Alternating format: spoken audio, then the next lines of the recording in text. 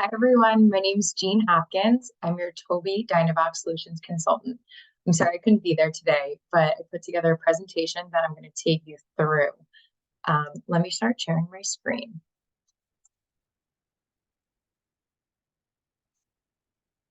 Oops.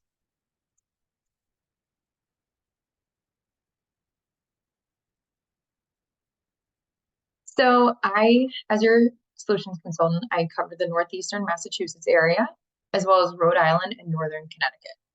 A little bit about me. I'm a speech language pathologist by trade. I actually started out working in the school system for about 3 years out in California, while also doing in-home early intervention. I then switched over to a private practice that really focused on kids with autism and other neurodiversities. From there, I moved back to New York, where I'm originally from, and I switched to a skilled nursing facility. So really seeing those people coming in right after the hospital in an acute setting. And then when I moved up to Massachusetts in Boston last year, I switched to assistant director of rehab. What I really found as a constant between all of these settings is that there is AAC in some form across all of them. So whether in home and early intervention with babies, starting at 1 year old, up into the skilled nursing facility where you're seeing people, in some of the last days of their life. That is really what brought me to Tobii Dynavox, is the software, the devices, and the passion that I have for AAC. Like I said, I'm from Long Island, moved up to Boston, which is where I am now. And that's when I switched over to this role as a solutions consultant for Tobii Dynavox. Here's my contact information that I will also share at the end with you in case you ever need to get in touch with me. So to give you an overview of what we're going to go over today, so I really want to start with the funding process and what to expect during the trial or the evaluation process as an educator. I know today's topic for you is AT and AAC assessment, so I really want to spend time what that'll look like as an educator. But then also I do want to focus on some of the hardware, so the devices that we actually have, as well as software. And the features of the different software and how you think that it will benefit your specific user. So I need to switch. Hold on 1 second.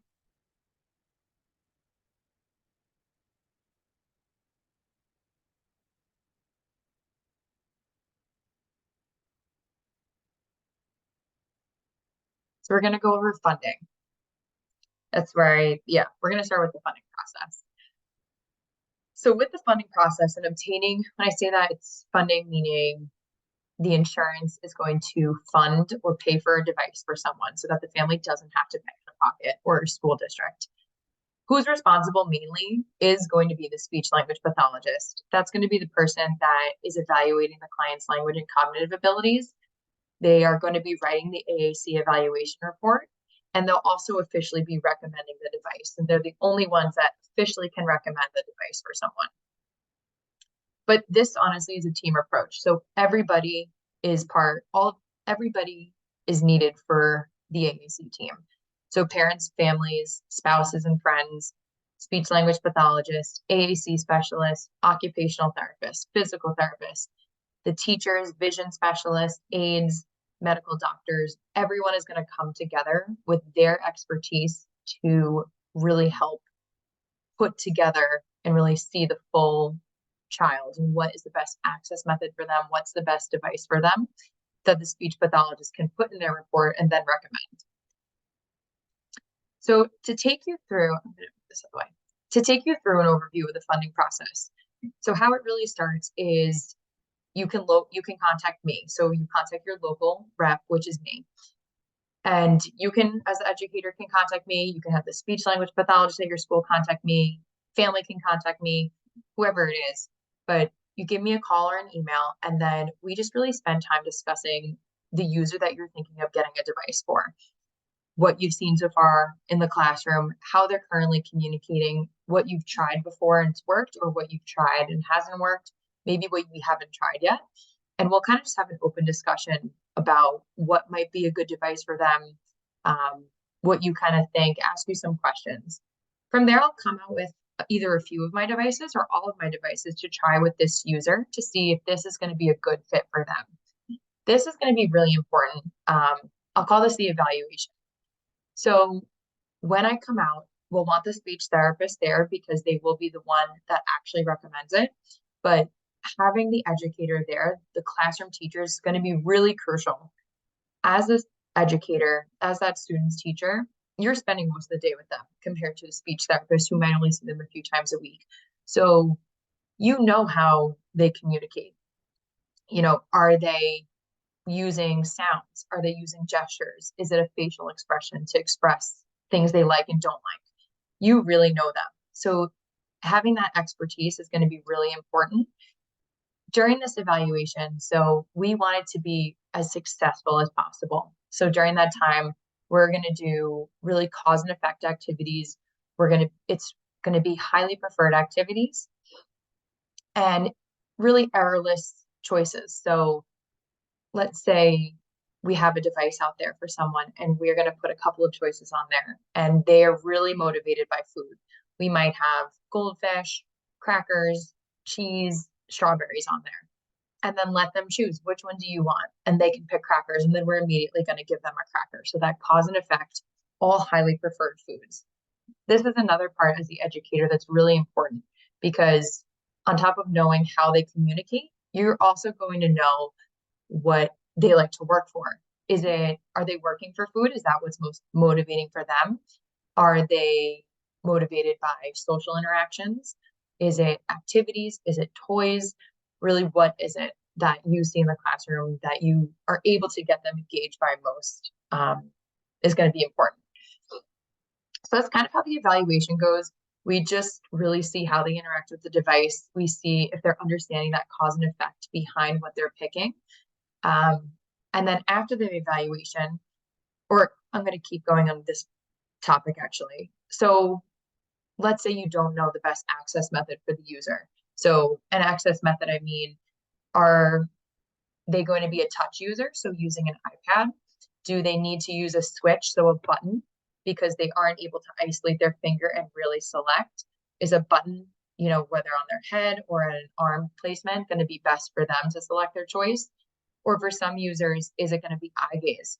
So do they not really have any control of their body, but are able to look and select what they want? So these are all different access methods that we can try that day during the evaluation to figure out what's the best access method for them and what the best device is going to be. After we have the evaluation, this is when or you as the team are going to decide if you want to go through with a formal 30-day trial. The 30-day trial would be you get to try that device and it would be with that student for the full 30 days. So at home, if they go to private therapy, in school, in speech therapy, really everywhere they go, they can take the device with them. And so some people will be able to choose. Some insurances will require a formal 30-day trial. I would say about in the Northeast region, probably 90% of people go through a trial first, unless they've had that physical device to trial with the student before. Really being because you want to make sure this is the right device for someone. You're able to gather data in all the environments so that the speech therapist can include it in their report and include those data sheets so that insurance would be more likely to approve a device for someone. One thing to also keep in mind is that insurance will cover a device every 5 years for someone. So that's why a 30-day trial can be really, really important, is because they're not going to approve another device for 5 years. So you really want to ensure this device is good for them right now, and it will be able to grow with them during those 5 years. So let's say you decided to do a formal 30-day trial. All this can be done on our eFunding website, and this is the link right here, efunding.tobiidynavox.com. This is where you're going to be able to upload data sheets where the speech therapist can write their report. You put in all the contact information, all the files, everything's going to go right in this eFunding portal. And of course, you can ask me any questions along the way here. To keep going with the 30-day trial, so once you submit the application for a trial, depending on if there's a wait time or not, it kind of varies with certain devices. The device will be shipped out to the school, to home, wherever you want it to be shipped. And then, like I said, the device stays with them for that 30 days, which is when you gather data. So this is the other crucial part for the educator, is gathering that data for the speech therapist to include in their report. So you'll want to know what they said. Was it intentional? Did they have a facial reaction to really show that it was the right choice? Who are they communicating with? Is it the teacher? Is it the aide? Was it a classroom? Oh my gosh, I can't think of the word. A fellow classmate? Was it, anyone really? When they're at home, who are they communicating with? Mom, dad, grandma, sibling.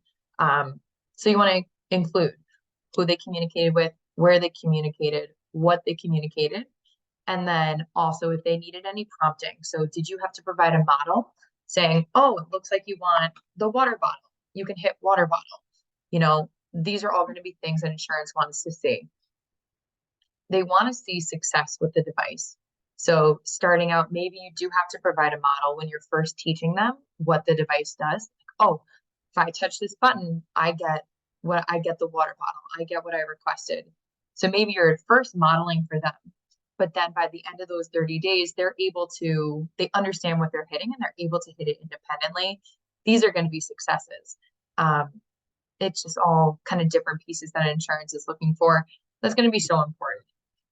Also, as the classroom teacher, so to be honest with you, I have a wide range. Some speech therapists are completely independent with writing this so that they will consult in the classroom teacher for those things I said before, and they'll also to gather those data sheets.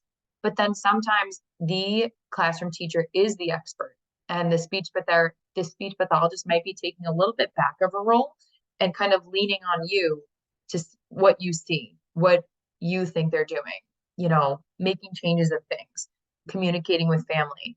So it really depends on the situation, how comfortable you feel with your student and these devices and their access method and what you're seeing, as well as the expertise of the speech therapist. So it really you're going to go hand in hand. I think in the school setting, honestly, more than really anywhere, is where the teacher is really important in this process.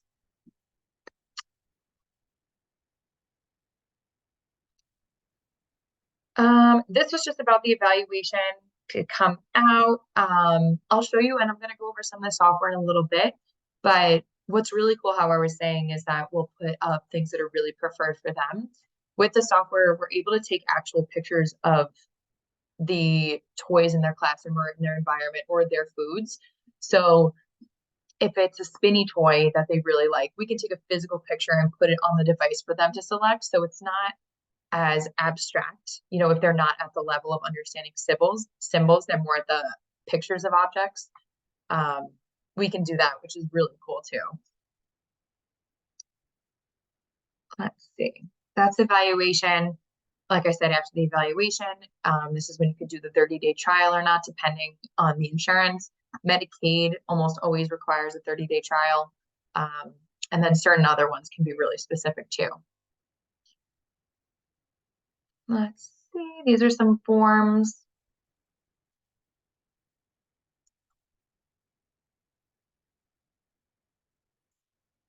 Submitting to insurance. Sorry, I'm just reading through.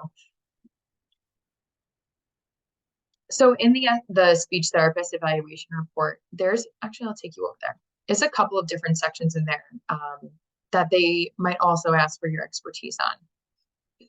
So this is our e-funding website. This is let me just make sure I'm sharing my full screen.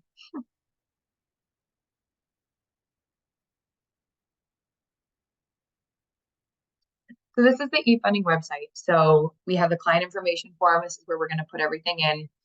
You have your speech eval that they can input right here. And then you have files and everything that you can include in final steps.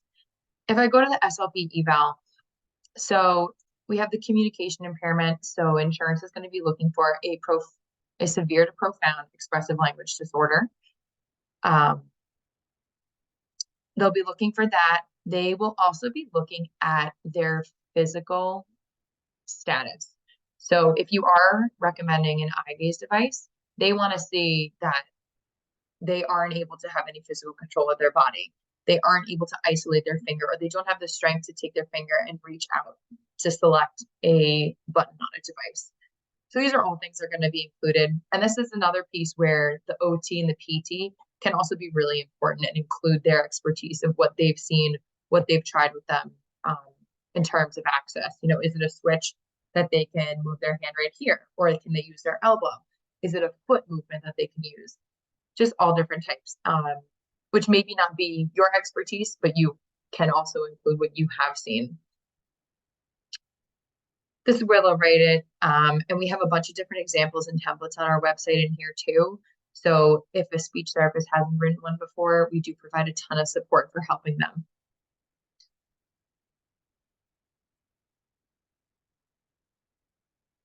And then after we submit to insurance, so really what takes the longest piece is going to be the SLP's evaluation, getting that in. After they submit it, we have a full funding team that will review the report, make sure it, you know, help fix any wording for them. So by recommending, hey, you know, maybe think about changing your wording from this to this, just to go off of, they really know the standards of each insurance and what they're looking for. So just looking to help them there. Once we have that, we will reach out to the doctor for a prescription and face-to-face notes. Then once we have those and all the forms signed, the speech report, that's when we submit to insurance. It's like a big bundle. This can take up to say, we say 4 to 6 weeks. A lot of times we are seeing it happen a lot quicker, depending on the insurance though. Once the device is approved, we'll receive another email that it was approved and it's ready to ship. And then, yeah, it'll go out. What is great, I think, about Tobii Dynavox is that it provides so much support for the teachers, for the speech therapists, and for the family. So like me coming out in the beginning for the evaluation, that's one time I come out. Once the trial device is delivered, I come out again to help set it up and really give training to the staff that are going to be using it. After it goes through insurance and then they finally get their device, the devices come with 3 hours of support and training. So whether that's the family, the school team, the speech therapist, the private therapist, they have 3 hours to really, for me to provide that training on buttons, on editing software, provide resources, anything like that. So it's just really a full ecosystem. All of it's free to family. So family, I think, is in the really best spot part of the evaluation process. They have a couple of forms to sign, but they don't have to reach out to the doctor for the prescription and face-to-face notes. They do have to take data. The home data will be important, but they're not writing the report. They're not filling out the e-funding application. So it does take that load on the family who generally, if someone's getting a device, probably has a lot going on. It does take a little bit relief off of them, which does fall on you as the educators and of course the speech therapist as well. But with these devices, it comes with a ton of support. On top of me being able to come out and either provide virtual training in person, whatever it is, we have a full learning hub and you can earn free CEUs on there. There's courses you can just take. There's resources that you can print and save. A ton of stuff on there. Or even if you were to email me and say, hey, Jean, do you have something on editing within the software? I can quickly send over a document to help you edit that as well. It just comes with a lot of support, which I think puts a lot of minds at ease if they haven't dealt with a student with the device before and they haven't gone through this process before. Let me pop over now to our devices.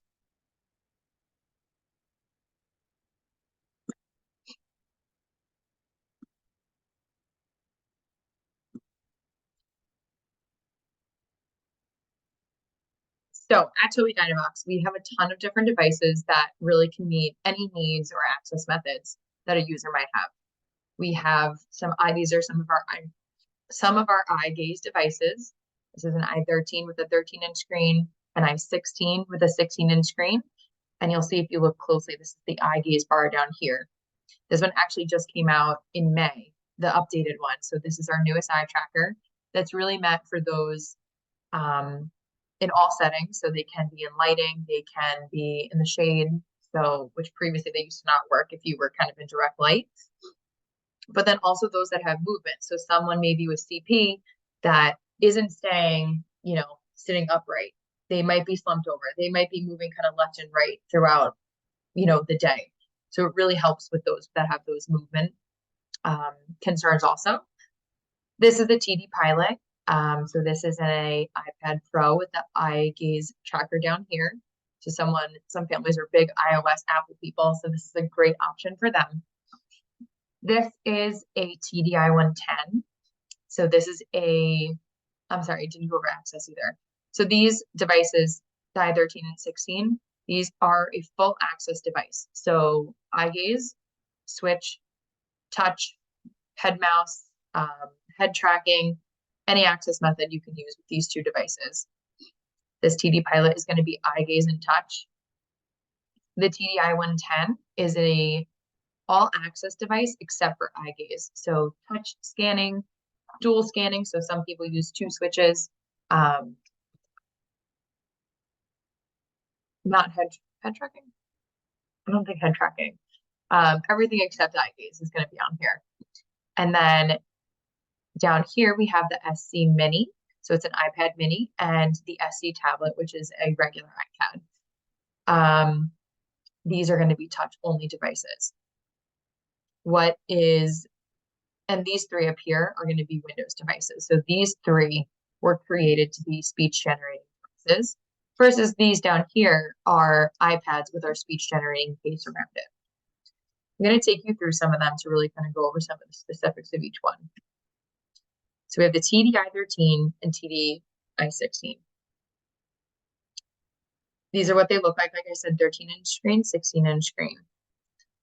So they are a Windows-based device and they were created to be a speech generating device. So they are extremely durable. These are generally for people with ALS, with CP, or other conditions where they just don't have control of their body or head and they can't activate a switch and they really need that eye gaze. So it can track your eyes if you're outdoors. It can be eye gaze, switch, touch, mouse, and it comes with all of our software on there as well. These are unbelievable devices. When I first went to grad school, it was the latest, I think one of the kind of first versions of these, but it's just come so far. And I remember seeing them for the first time and sitting there in a chair and just using my eyes to write out sentences, to select different icons, and was blown away. Oh my God. I remember I went home, I was like, this is amazing. And still now, especially seeing these new devices and really what they're capable of, it still blows my mind, seeing a child that has never had access before is able to use eye gaze and look at a button and it speak for her or him. Or, I know you're mostly educators, but for those with ALS that previously weren't able to speak and know what they want to say and understand they just can't communicate anymore, are able to type out sentences and tell their family things. They can make phone calls now. They can go on Facebook, things that they've always done, but no longer could do with their hands. They can do with their eyes. And it's really amazing technology. What's cool too, so I'm going to go into the software later, but for some of the students, you can connect it to an Alexa or a Google Home. So these devices will actually speak to them. So, if you have a morning meeting and everyone goes around, it's like, okay, what's the date? What's the weather? Things like that. You can actually have it programmed for it to be connected to an Alexa or Google or even program it, the button in there so that when it's their turn to speak, they're able to participate in the class rather than just sitting back and, whether it's asking Google or having the button in there and say, oh, today is May 31st. The weather is whatever. So really, really cool. These two devices are generally mounted. So whether a mount that sits on a table or connects to their wheelchair, or even we have a floor mount. So it sits on the floor or it has this long pole, legs on the floor, and then comes up and over the student. So these are generally mounted. You don't really use them on a table because you want to get a certain position, which the mount is really helpful for. Then you have the TD Pilot. So like I said, this is the iPad Pro with our eye tracker down here. And on the back, we have these really loud out-facing speakers, so it can be heard in those public settings.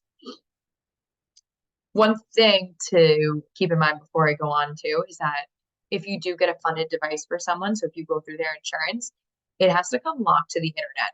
So you'll only be able to use the communication software and the software that we put on the devices when you first get it. You, of course, you can unlock it, so you can pay family or whoever can pay it one time $25 fee, and then it unlocks to be a full, basically, computer. So this iPad will come locked to the basic apps that come on it.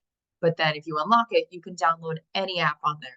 So I have these devices. I was able to download and play Angry Birds with my eyes, or you know, any of that. You can do boom cards. It's really kind of endless of what you can do. You can read the newspaper, you can download Facebook, whatever. The Pilot's really cool, I think. One, because it's an iPad, so it does have all those features that people love about Apple, and that's why so many of us are Apple users. Oh, excuse me. But it also gives a social piece. So you are able to download those apps. So Snapchat, Facebook, Instagram, the apps that their peers are using and communicating with and taking photos and uploading, they're able to do those things. So I really think it's just so cool that it gives them a way to socially participate with their peers, their neurotypical peers. So that's really what I do love about the TD Pilot. It is not for everyone, I would say, because it can be a little bit harder to calibrate versus the other one is really, it can be used with anyone. So it always depends on the user. I say the TD Pilot is better for people who have a really good cognition and understand what their eyes do. This will be a great option for. So we just say really with eye gaze and touch, it gets a little weird with the switch and the mouse when you kind of plug it in, but it has a really long, has a 10 plus battery life. Like I said, that case is really durable with those loud facing speakers also. This is the TDI 110. So this is actually our most durable device. This is a great device for someone that you don't know if they're not going to be as delicate with the device. So whether they're in the middle of a behavior, we're 1 minute working with the device and now something was triggered and then they are in a behavior and the device goes throwing and hits the wall or it goes on the ground. This has been drop tested from 6 feet. It also has a Gorilla Glass case and really hard casing on the outside. So this one is a great device if the user is not going to be as delicate as the other ones. With this on the back, it does have a little kickstand. It comes with a shoulder strap, so in case you do want to put it around the user, if they're mobile, and let them take it wherever. And it has those loud out-facing speakers. All of them do. So when I say that, I mean, if they go to McDonald's and want to place their McDonald's order, they can do that and it'll still be heard. If they're on the playground and it's loud out there and there's kids screaming, they want to request the swing from their peer, say, oh, it's my turn, or can I go on the swing? It'll be heard at the playground settings too, or in a noisy classroom. This one you can do touch, switch, mouse, really everything except eye gaze with this one. Like I said, it is our most durable device. It's water resistant. It's been drop tested from 6 feet. It has a Gorilla Glass case. Really, really durable device. And then the next two, so this is the SC Mini, so iPad Mini and the SC Tablet. So with the regular iPad, both with really durable speech generating cases and those loud out facing speakers. Both of these you can also connect a shoulder strap to, as well as have the kickstand with. It's the same as the TD Pilot. So these can be used with touch, just no eye gaze. And then if you did unlock them to the internet, you can download any apps that you would normally on an iPad.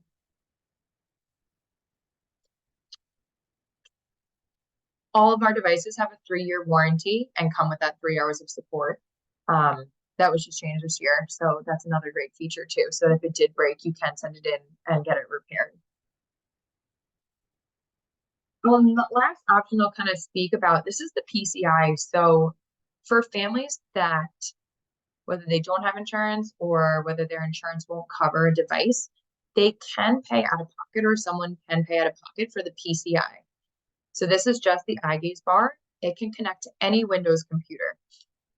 So this will not be funded by insurance. So you cannot go through insurance to get this one, but it is a nice solution if you are looking for an eye gaze device with that really high tech technology. I think that makes sense. And they need that eye gaze and aren't able to physically touch or use Switch or whatever it might be, you can use this as a backup and it connects to any Windows computer or device. So I'm going to take you into a little bit of software, and this will be the last thing. These are just some different access methods. So let me actually switch over to the software. Let me make sure I'm still screen. Okay, so our big software that I think as an educator you would use and that you might already see with students in your classroom is TD Snap. TD Snap, so this is the core first page set. TD Snap, you can do sentence buildings. I want more, and then speak, but we also have, this is really for phrase-based users.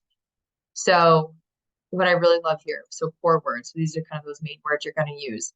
You can build sentence I want. And what I recommend for a lot of people that are first starting out is to put a lot in this personal section right here. So you have your family names. I want mom. I want, my dog is Ziggy. I want Ziggy. If there's certain foods, I want my goldfish or strawberry. I want ice cream. I want to go for a walk. I want pizza. Favorite movies. You get this here, but it just flows really nicely on this home page. So that if you are teaching them to try and slowly sentence build, maybe you're hitting I and then you're hitting on for them and bringing them into this page.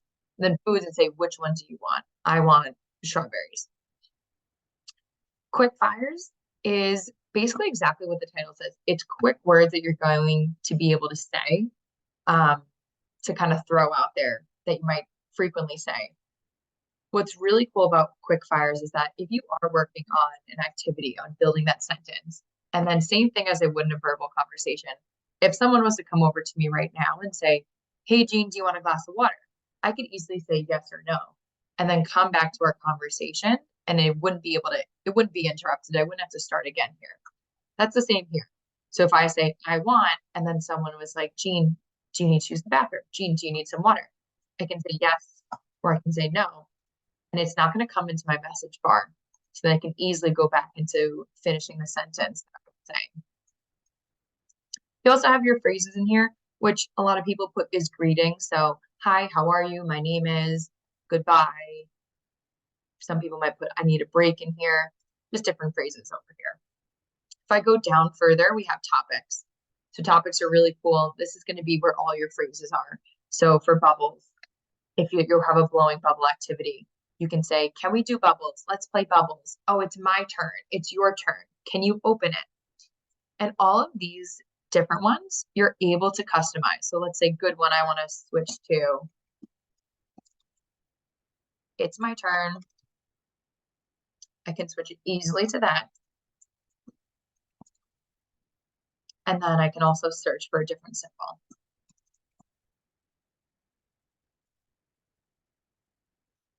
And then I hit done.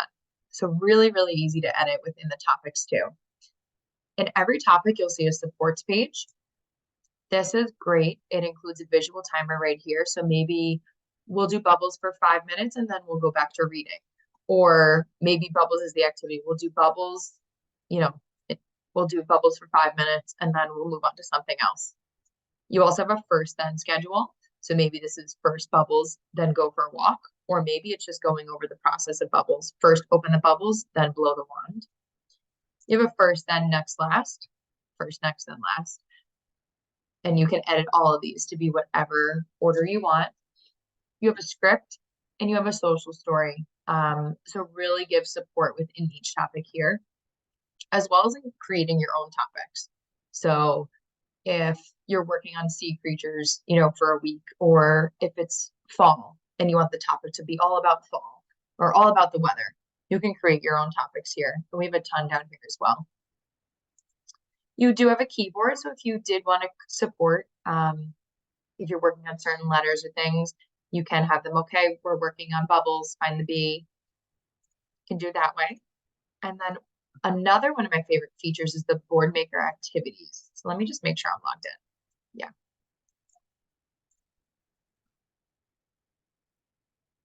So within the board maker activities, there's a full bookshelf, calendars, some games for learning, as well as math tools. The math tools is really cool. Teachers love this one. There's spinners, there's dice, calculator.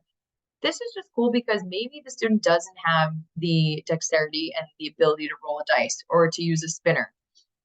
You can hit the colored dice and then they can roll and they can easily roll on their own, and this is both for any access method. So eye gaze, touch, anything like that.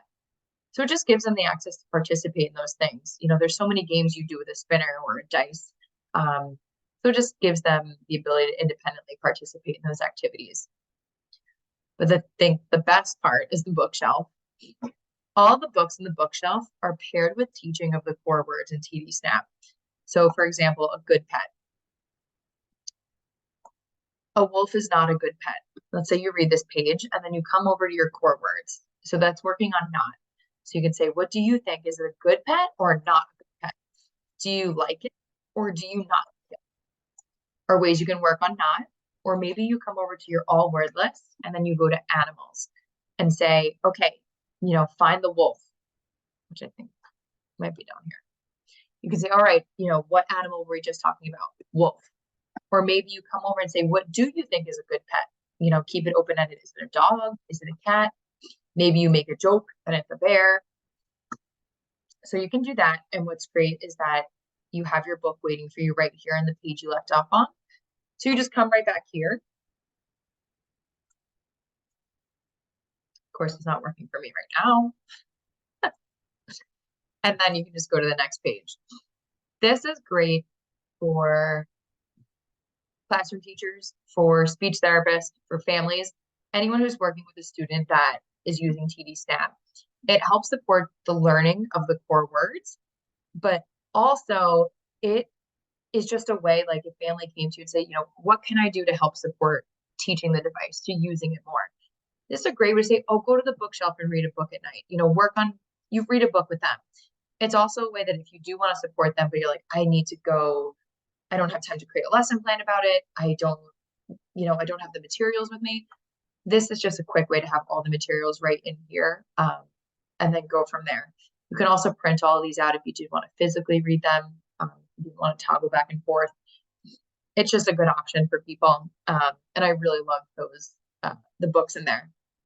In order to access them, you just need to create a mytobiedynavox.com account, and then you log into your account right here. So once you're logged in, you'll have full access to all of these. A quick thing about TD Snap is that every professional gets one free download of TD Snap. So I'm on my Windows computer and I was able to download it, but you can also download it onto an iPad if you want as well. This is your way of, maybe you're thinking of using a touch device with someone and you have an iPad in the classroom. You're deciding, should I get a funded device for someone so that they have their own speech generating device? You get a free download so you can actually practice with them in the classroom as well. Within TD Snap, we have a number of different page sets. So this is Core First. Core First, depending on your grid size, is also supported navigation.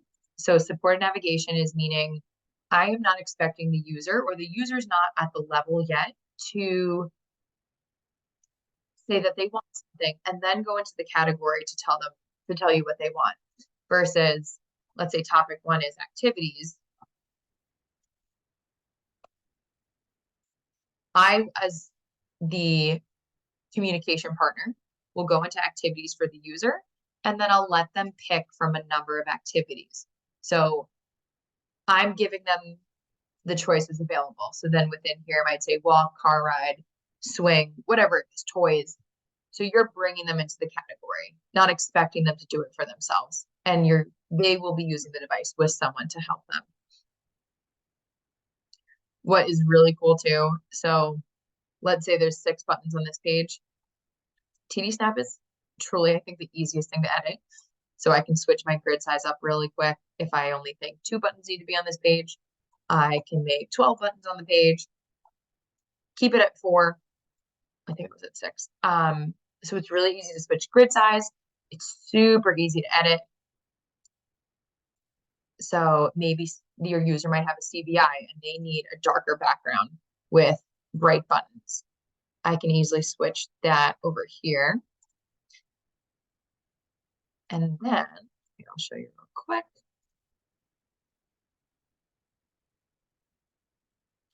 So then when I hit edit of this one,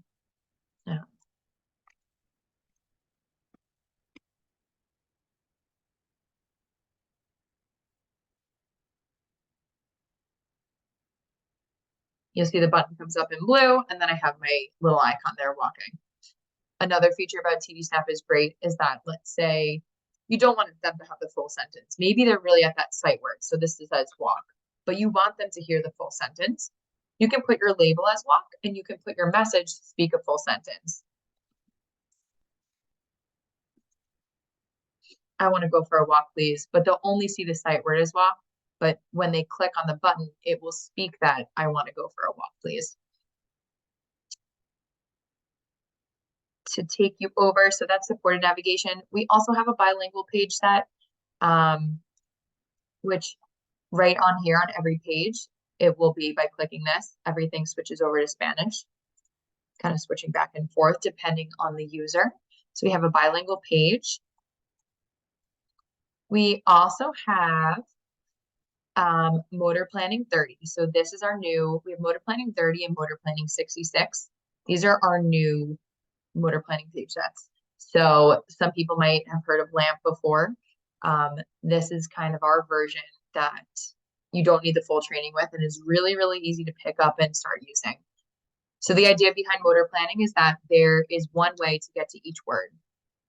So there's no repeats in here. So let's say dinner is going to be always right here. Food and drink. So you're really learning the motor planning to figuring out where dinner is. Also, what's different about this one compared to the core first page set is that things are going to be categorized by feature and function rather than topic. So if I was looking for crayons in here, it's going to be under art supplies, where you're going to find all other art supplies. Versus in the core first one, crayons might be under school. They might be under art. They might be under activities. There's a bunch of different places you would find those crayons. You'll also notice that if I want, here's my thumb. I want the pizza. When I go to a new page, it always bounces me back to this page. So it's really teaching, once I go in, it's always going to bring me back. So you are understanding the motor root behind this. The other great part about this is the vocabulary filter. So maybe 30 buttons. This is too much vocabulary on the page for this person, for this student. Maybe I just really want to focus. I want, I like, I go, I more, not, no. Where's my help? Help. Then I hit done. So this lets me focus on these words today. You can also create lists. So maybe in speech under here. So maybe in speech therapy, or maybe in the classroom, you're just working on, I want to go so that they don't elope and just run out of the classroom. Maybe you're working on them requesting I need to go to the bathroom. So I select the ones I want. I want to go to the bathroom. So just a quick way. And then when you're done with the vocabulary filter and you want those back on there, you just turn this off and then they're all back. This is great too. Like I said, as I started with want, can, help. It's your way of building vocabulary, starting them out with less, but then them learning that, want is always going to be here. It's not moving. And then just kind of building from there as you go on. We do have a couple additional page sets that are focused on aphasia, or if you have a text-based user so that they don't need those symbols, they can use this one so that this takes this away. And this is more just phrase-based and way of really quickly communicating based on phrases. And then our aphasia page set is more for adults that have aphasia. You can kind of see the grid size, or not the grid size, the icons are more adult-like than that cartoony. So this is really created for them. The last thing I'm going to tell you about Core First, or TV Snap in general, is this cloud.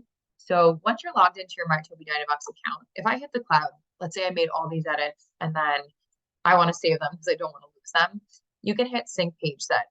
By hitting sync, It's going to save to your My Tobii Dynavox account. So this is really beneficial if you have a trial device, you make all these edits, and then you want to carry the edits over once they get their new device. This is one way of doing it. It's just really to back up your work. And then you can, if the device died for some reason, and then you're like, oh my God, I lost years worth of edits. This is your way of saving it. The other thing that's really cool is you can share your page set with others. This is your way that you can edit someone's device remotely. So as a speech therapist, and I've heard this with teachers as well, is that they would have to, let's say, keep the device overnight so that they can add in their lesson plan for the next day. Or when they first got the device, they would have to keep it so they can do all this editing. If you share the page set with yourself from the student's device, you can then edit any of this remotely using your professional account. So like I said, like if tomorrow you're working on summer vacation and activities, you can go down here and make that topic, let's say summer activities, put a bunch of different things in there, things that they might say, so that when you go over it tomorrow, you're not quickly adding it in. You don't have to, like I said, take the device and edit it overnight, and they don't have their communication. This is your way of doing that just within the software. So I love TD Snap. I used to use Proliquo, which I found to be really frustrating, that I would make those edits and then the device would come back the next day and everything I did was just gone or a completely different place. This just saves your work. Super easy to edit. You can take photos, like I said, and put the photos in right here. You can change the grid size, color. Anything you want to do, you can basically do in TD Snap. And then I don't think I'll go over this too much, but I'll just kind of discuss. This is Communicator 5. We really recommend this more for adults. Oh boy, don't do this. I just got a new computer, so I have to update my license with this. Okay, so what's great about Communicator 5 and how you might use it with your students is that, so generally I use the keyboard in here for adults that have lost their speech. We save phrases, they can text and email. You can connect a remote control to it, so you can change the channels. But what's also great,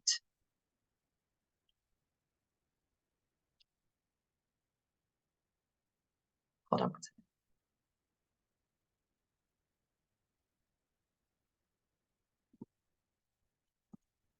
What's also great about Communicator 5 is that we do have join-in apps. So join-in apps is going to be an easy way for users to access certain social media apps without having to go on the internet. It'll keep them right within here.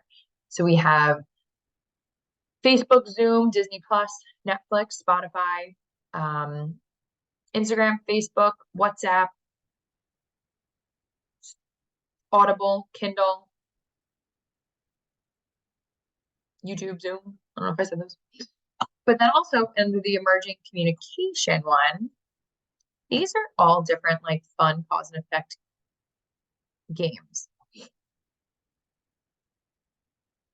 So a lot of people use this mostly for eye gaze users, but this also does come on the TDI 110, so the Windows-based touch device. You can have them sit here and play the piano. You can go down the line there.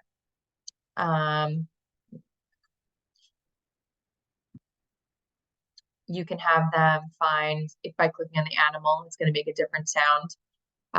So there's just a couple of fun things. So games that keep them engaged with their device rather than, other things, or, instead of going on YouTube, just different ways. There's memory in here.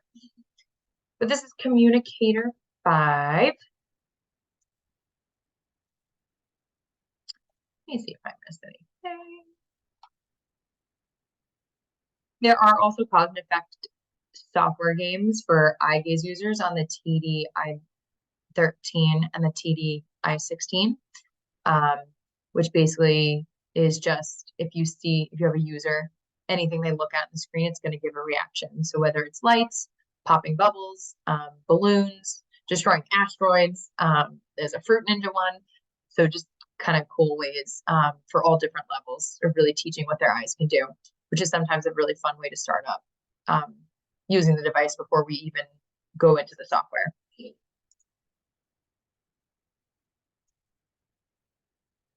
And I think this would be my time. I would ask you if you had any questions, which obviously I'm not there in person, but if you do have questions, please feel free to reach out. I'll put my thing back up. My email is jean.hopkins@tobiidynavox.com. You can also text or call me, and that's 617-620-6790. If you have any questions about anything I went over today, or if you have a user that you would like to schedule time for me to come out, either or, you want to say hi, just contact me this way. I will say I'm better responding at my email because I do have a lot of appointments. So phone calls a little difficult for me to answer.